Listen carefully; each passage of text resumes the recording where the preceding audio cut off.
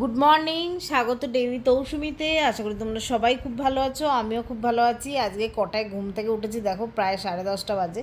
আসলে এখনও বিছানা তোলা হয়নি। এই জাস্ট ঘুম থেকে উঠে ঘড়িটা দেখতে গেলাম, দেখলাম 10:30 বাজে। ডাক ডাক করছে রোদ্দুর। আসলে সকালবেলা উঠেছিলাম, লালটুবাবুকে সব খাবার দাবার গুছিয়ে দিয়েছি, চলে গেছে। আর আজকে উঠতে ইচ্ছে করছিল না, মনে হলো আবার একটু শুতে গিয়ে শুয়ে গড়াগড়ি খেতে খেতে ফোন দেখতে দেখতেই কেটে গেছে, কত সময় চলে গেছে বুঝতেই পারিনি। কালকে রাত্রিরে সোহম সব ওষুধ নিয়ে এসছে, তো সেই ওষুধগুলোকে গুছিয়ে রাখবো। ওষুধ খেয়ে খেয়েই মরে যাবো গো। আমার আর লালটুবাবুর ওষুধ আনা হয়েছে, আর রেগুলারের কিছু ওষুধও আনা হয়েছে, যেগুলো হজমের ওষুধ, জ্বরের ওষুধ, এগুলো সব আনিয়েছি। সোহম মনে হয় গ্লুকন্ডিটা আনতে ভুলে গেছে, নিউবানি গ্লুকন্ডি একটা আনতে বলেছিলাম। আর বলো না, কত রকম সাজাতাম না ও বাড়িতে। আমার তো এইগুলো মাথা খারাপ আছে, আমার এগুলো করতে বেশ ভালো লাগে। তো এই প্রজাপতিগুলো ওখানে কেনা ছিল বালিতে আর কি। তাই আমি বললাম যে তাহলে বালি থেকে এগুলো নিয়ে এসো না, এখানে লাগিয়ে দেবো কোথাও না কোথাও। দেখতে বেশ সুন্দর। একটা ওখানে ইউজ করেছিলাম, আর 3টে রয়েছে। তো সেই লালটুবাবু কালকে নিয়ে এসছে, এগুলো কোথায় লাগাই দেখি। আমার তো ইচ্ছে আছে, আসলে পেছনের আঠাগুলো নষ্ট হয়ে গেছে, বহুদিন আগেকার কেনা তো। তো ডবল সাইডার টেপ দিয়ে দিয়ে লাগাতে হবে। সকালবেলা হলেই তো আমার চা চাই, তো সকালবেলায় চা বসিয়ে দিয়েছি। আর আজকে চাটা করব হচ্ছে তেজপাতা আর আদা দিয়ে। অন্যদিন তো ছোটো এলাচ আদা দিয়ে করি, আজকে একটু তেজপাতা দিয়ে চা খেতে ইচ্ছে হলো, তাই করলাম। আগের দিন তোমাদের দেখিয়েছিলাম যে এই গোলাপ গাছটা লালটু নিয়ে এসছে বালি থেকে। তো বালিতে দুটো গোলাপ গাছ রেখে এসছিলাম। আসলে গোলাপ গাছে কাটা থাকে, তো কোথায় রাখবো না রাখবো, তো অনেকগুলো কুড়ি ধরেছে। লালটু বলছে এখানে নিয়ে চলে এলে আমি যত্ন করব, তখন গাছটা আরও ভালো হবে, শীতকালে অনেক ফুল দেবে আর কি। তো ওই যে টবটায় গোলাপ গাছটা রয়েছে, ওই টবটা তো আমার ঠাকুর ঘরের কোনো জানলাতেই ধরলো না, কারণ ওই টবটা অনেকটা ছড়ানো টব, সেই জন্যই আনা হয়নি। আর এই টবটা দেখো না, এই টবটায় রাখবো, এই টবটা জানলায় রাখা যায়। এই টবটা ওই টবটার থেকে ছোট একটু, কিন্তু গোলাপ গাছ না একা রিপোর্ট করা খুব মুশকিল, কারণ এত কাঁটা যে কি বলবো। যাই হোক, তো তাও করলাম, কারণ লালটুবাবু এখন তো এখানে খুব একটা পাওয়া যায় না। লালটুবাবুকে সে তো কি বলবো, খুবই ব্যস্ত মানুষ হয়ে গেছে, সবসময় দোকানদারি করে যাচ্ছে। তো এইভাবে বসিয়ে দিলাম, হয়ে গেল একাই, ভালোই হলো। তো দেখা যাক, যখন শীতকাল হবে, ভালো ফুল হবে, তখন তোমাদের সাথে শেয়ার করব আবার। শীতকালে দেখাবো তোমাদের এই গাছটায় কত ফুল হলো, কি হলো, আপডেট দেবো। এখনও দেখাবো। আর দেখো, যত্ন করলে কি না হয়। এই ঠাকুর ঘরের জানলায় রেখেছি, টপটা ধরে গেছে এখানে। আর এখানে দুটো জারবেরা রয়েছে, জারবেরার মধ্যে এই দেখো গরমকালে কিরম হলুদ জারবেরা ফুটেছে দেখো। ভালোবাসা দিয়ে যত্ন করলে, অতি সাধারণভাবে গাছ করলেও কিন্তু তাতেও ফুল আসে, দেখেছো? এই গরমে জারবেরা ফুল ফুটেছে, আমি তো অবাক। হাজার রকম কাজ। এই দেখো, এই যে হুকটা সেদিন কিনে নিয়ে এসেছি, ওই যে আমাদের ওপরে মিতার মেয়ের অন্নপ্রাশন ছিল না, ওর গিফট কিনতে গেছিলাম, তো সেই দোকানেই দেখলাম এই হুকগুলো। এগুলো বেশ আঠা দিয়ে আটকানো যায়, ডবল সাইডের টেপ আছে পেছনে, সেটা দিয়ে আটকানো যায়। বলছে তো 1 কেজি অবধি জিনিস ঝোলাতে পারবে। তো দেখা যাক, আমি আপাতত 1 কেজি না, হালকা জিনিসই ঝোলাবো। তো 5টা হুক রয়েছে এটায়, 6টা হুকও আছে, 5টা হুকও আছে, এরকম রয়েছে। তো একটা প্যাকেটে এক এক রকম। এই প্যাকেটগুলো হচ্ছে 50 টাকা করে। তো আমি একটা হুক এটা নিয়েছে আমার, 5টা হুক আছে, 50 টাকা নিয়েছে। তো আমি ভাবলাম এটা কাঠ মতো দেখতে ভালো লাগবে, তাই জন্য এটা নিয়ে এলাম। এবার ভালো করে যেখানটা লাগাতে হবে ভালো করে মুছে নিতে হবে, শুকনো ন্যাকড়া দিয়ে ভালো করে মুছে নিলাম। আর যেহেতু আমার নতুনই প্লাইগুলো, নতুনই এই পাল্লাগুলো, তো সেই জন্য কি হচ্ছে, আমার এখানে তেলচিটে এখনও হয়নি। আর প্রায় রোজই মোছামুছি হয়, তো পরিষ্কারই আছে। তা আমি ভালো করে তাও একবার মুছে নিলাম, যদি ধুলো থেকে থাকে। তারপর এটা আটকে দিলাম। এটা আটকে নাকি মোটামুটি 2-3 ঘন্টার জন্য ছেড়ে দিতে হবে, তারপর তুমি এটায় যা খুশি ঝোলাতে পারো। দেখতেই পেলে আমি 2টো হুক লাগালাম, 2টো হুক লাগিয়ে আমি এই ঝুড়িটা লাগিয়ে দিলাম। ঝুড়িটা খুবই হালকা, প্লাস্টিকের। এই ঝুড়িটা খুবই হালকা, এই ঝুড়িটা লাগিয়ে আমি রেখে দিয়েছিলাম 1 ঘন্টা বাদে আমি এখন রাখছি হচ্ছে এর মধ্যে যত ক্যারি ব্যাগগুলো যেগুলো ভালো ভালো মিষ্টির দোকান থেকে দিয়েছে একটু মোটা মোটা, তারপর চাল কেনা হয় ওরা দেয়, সেইগুলোকে আমি এর মধ্যে রেখে দিচ্ছি সুন্দর করে এরম করে ভাঁজ করে, যাতে আমাদের প্রয়োজনে ইউজ করতে পারি আমরা। যদি খুলে পড়ে যায় সেই ভয়তে আমি খুব হালকা জিনিসই রাখলাম, তবে খুলে গেল কি না আমি সেটা তোমাদের পরে জানাবো ব্লগে, কখনো যদি খুলে পড়ে গিয়ে থাকে। আর আজকে দুপুরবেলা যেহেতু আমি সোমবার করি সেই জন্য দই চিড়ে আম মেখে খাচ্ছি।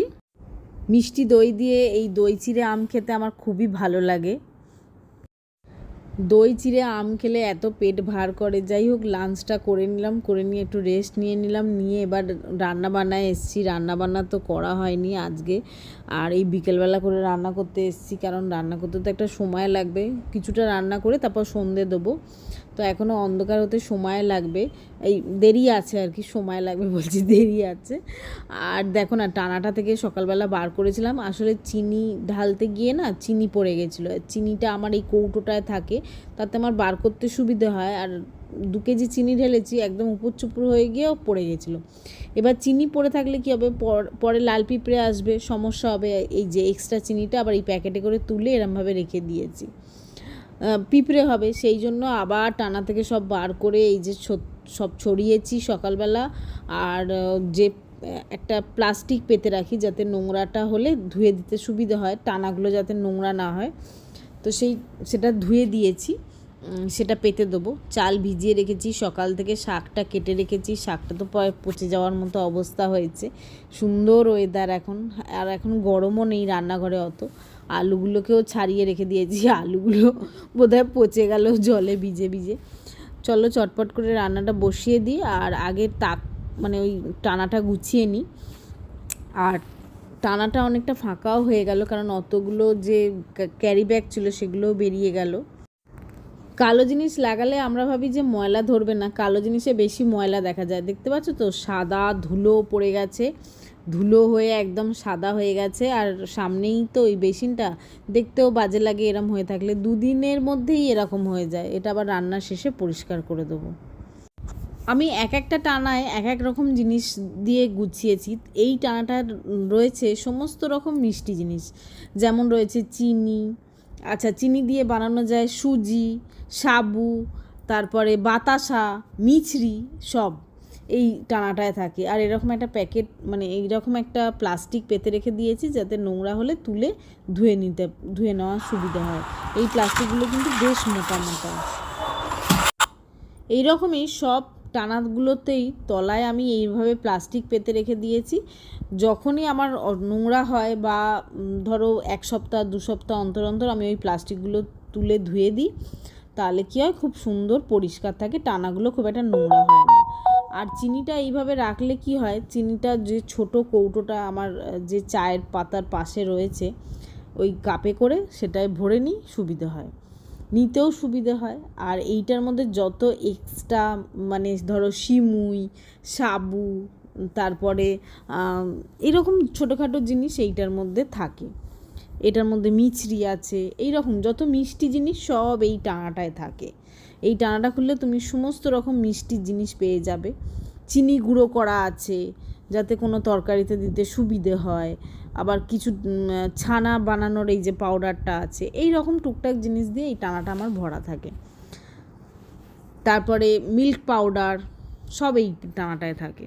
সেই জন্যেই চিনি পড়েছিল, আমার চিন্তা হচ্ছিল যে চিনিটা যদি পিঁপড়ে যদি একবার শুরু হয়, আর এই গরমকালে প্রচণ্ড লাল পিঁপড়ে হয়, তাহলে আর দেখতে হবে না, সর্বনাশ হয়ে যাবে। সেই জন্যই আমি তড়িঘড়ি আজকে এই টানাটা, যেই চিনিটা পড়েছে সমস্ত তুলে সব পরিষ্কার করে সুন্দর করে গুছিয়ে এখন রেখে দিলাম। পাশের টানাটা থেকেও সমস্ত ওয়েস্ট ব্যাগ বলো, তারপরে ওই যে ক্যারি ব্যাগগুলো সব ওখানে ওই গোলাপি ঝুড়িটা টাঙিয়ে দিলাম। তাতে কী হলো, এই যে টানাটা এটাও পরিষ্কার হয়ে গেল। আর এইখানে আমি যত কিচেন টাওয়ালগুলো সেগুলোকে ভাঁজ করে রাখলাম, যত জুস কেনা আছে সেগুলো, মিক্সির জার, নিরামিষ মিক্সিটা যেটা, সেটা এর মধ্যে রয়েছে। এইরকম টুকটাক জিনিস দিয়ে এই টানাটা সাজিয়েছি। কিছুটা করে জায়গাও খালি হয়েছে, গোছালেই দেখবে জায়গা হবে, কিন্তু কী হয়, রেগুলার ইউজ করতে করতে তখন আবার ঘেটে যায়। এই সব করতে করতেই কতটা সময় চলে গেল। এখানটায় একটু আধটু ধুলো পড়েছিল, নোংরা পড়েছিল, সেগুলো সব মুছে নিলাম। মুছে নিয়ে এবার কোটাকুটি শুরু করব। শাকটা আগে বসাই, শাকটা সকাল থেকে কাটা আছে, আর একদিকে ভাত বসিয়ে দিই। লাল শাকটা বসানো হয়ে গেছে, কেটে কুটে সব বসিয়ে দিয়েছি। আলু কুমড়ো দিয়ে ছোলা ভেজাবো, ভুলে গেছি। আর একদিকে ভাতও বসানো আছে। আর করব হচ্ছে আলু ভাজা, কুমড়োর তরকারি, আর আলু চিংড়ি মাছ দিয়ে তরকারি। তো এক এক করে করতে থাকবো। আর এই যে চাল ধোয়া, শাক ধোয়া সব জল রেখে দিয়েছি আমার গাছে দেওয়ার জন্য। শরবতের মতো গাছ যেই এই জলগুলো খাবে সেই দেখবে ভিটামিন, প্রোটিন সব কিছু পেয়ে যাবে, গাছ খুব সুন্দর হবে। তো তোমরাও দিতে পারো। আমি ভাতটা সবসময় 1 ফুট দিয়ে এরমভাবে বন্ধ করে রেখে দিই, যেই ফুটে ওঠে অমনি বন্ধ করে রেখে দিই। 10 মিনিট বাদে আবার একটা ফুট দিলেই আমার ভাত হয়ে যায়। আমি এইভাবেই গ্যাস বাঁচিয়ে রোজ ভাত করি। সন্ধে হয়ে গেছে, চলো এবার সন্ধেটা দিয়ে এসে বাদবাকি রান্নাটা করবো। আমাদের এখানে নিচে দিয়ে না ভ্যানে করে বাজার বিক্রি করে, তো সেই বাজার নিয়ে যাচ্ছিল, তার কাছ থেকে কিছু বাজার নিয়ে নিয়েছি। এই গরমে রোদ্দুরে বাজার যাওয়ার একটু ইচ্ছে ছিল না, তো সেই বাজারগুলো গুছিয়ে রাখতে হবে। বাজারগুলো গোছানো হয়নি সকাল থেকে। শাক হয়ে গেছে, ভাত হয়ে গেছে, এখন বানাচ্ছি হচ্ছে কুমড়োর তরকারি। আর লালটু বাবুর জন্য বানাবো ডাঁটা আলু চিংড়ি মাছ দিয়ে তরকারি, যেটা কালকে নিয়ে যাবে। আর আলু ভাজবো রাত্রির জন্য রুটির সাথে খাওয়া। আজকে রান্নায় সেরকম একটা ঝামেলা ছিল না, খুব একটা রান্নাও ছিল না, সেই জন্য দুপুরবেলা রান্নাটা করিনি। দুপুরবেলাটা ভীষণ গরম হয়, রান্না করলে ঘেমে চান করে যাই, তারপর আমার ট্যান পড়ে যাবে, আমি কালো হয়ে যাচ্ছি। সেই জন্য আমি ভাবলাম না বাবা, আজকে সন্ধেবেলায় রান্না করব। ওই জন্য যেই রোদটা একটু কমে গেছে, তাপটা কমে গেছে, বিকেলবেলার দিক করে চলে এসেছি রান্নাবান্না করতে। মোটামুটি হয়েই এসছে, খালি লালটুর জন্য আলু ডাঁটা চিংড়ি মাছ দিয়ে তরকারিটা করলেই হয়ে যাবে। আর আমার তো মঙ্গলবার, তো আমি তো কালকে নিরামিষ খাবো, সেই জন্য আমার কালকে দেখা যাবে, আজকে তো বানাই।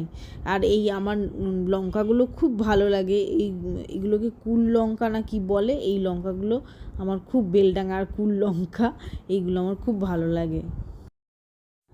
রান্নাবান্না শেষ হয়ে গেছে। আর বলো না, লালটুবাবু এই যে ঠাকুর ঘরে নিয়ে এসেছি, যখন ঠাকুরও দেখিয়ে দিচ্ছি। ঠাকুর অনেক দিন দেখানো হয়নি। ঠাকুরকে আজকে সন্ধেবেলা যখন খেতে দিয়েছি তখন বাতাসা দিয়েছি, আর কানাইকে দিয়েছি মাখন মিছরি।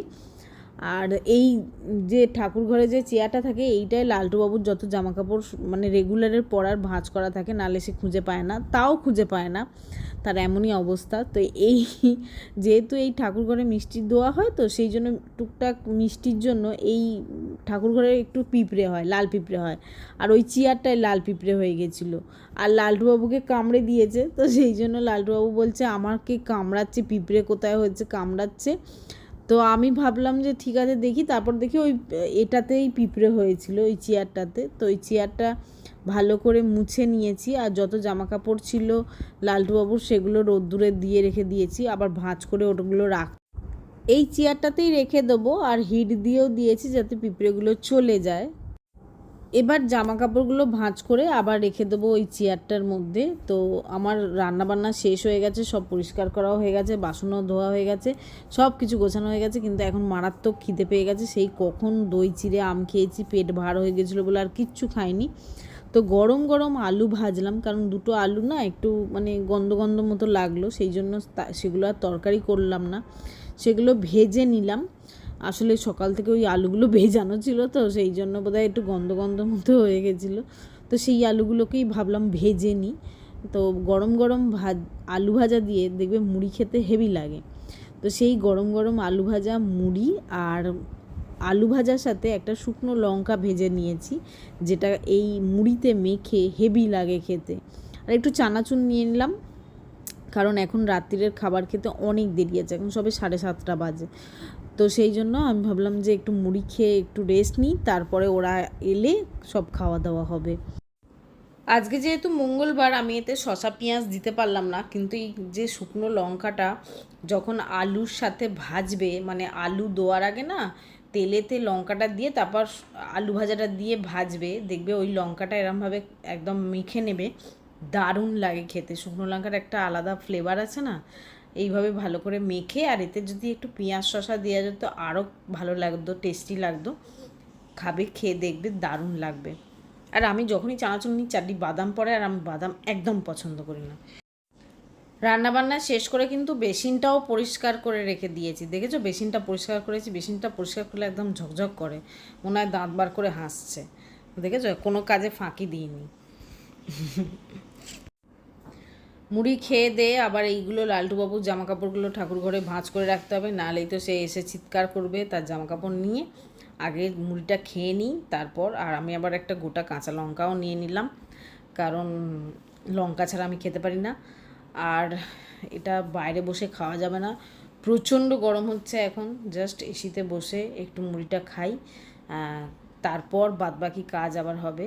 তো এর সাথেই শেষ করে দিচ্ছি এই ব্লগটা। সবাই ভালো থেকো, সুস্থ থেকো, নতুন ব্লগে আবার দেখা হবে। Tata, good night.